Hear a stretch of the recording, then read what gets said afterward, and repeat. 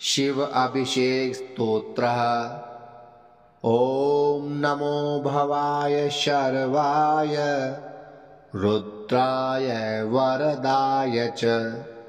पशूनां पतये नित्यं उग्राय च कपर्दिने महादेवाय भीमाय त्र्यंबकाय शिवाय च ईशानाय मखग्नाय नमस्ते मखदातिने कुमार गुरुवे नित्यं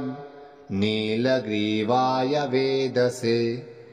विलोहिताय धूम्राय व्याधिने न पराजिते नित्यं नीलशिखण्डाय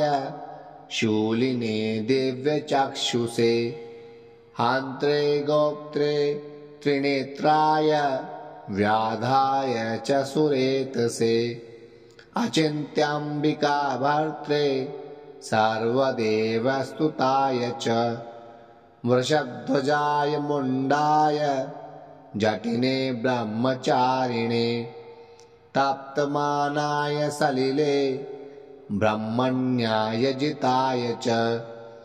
विश्वात्मने विश्वसजे विश्वम् आवर्त्य तिष्ठते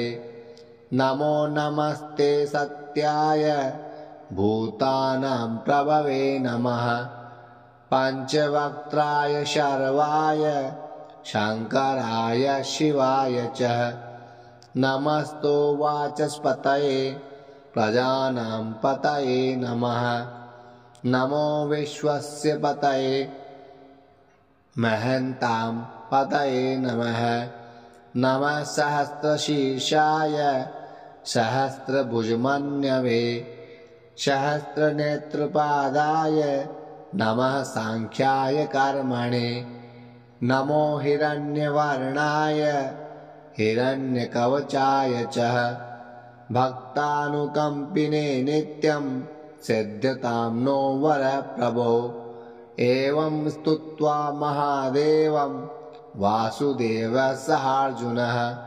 प्रसादयामास भवं तदा शस्त्रोपलब्धये इति श्री शिवरुद्राभिषेक स्तोत्रम्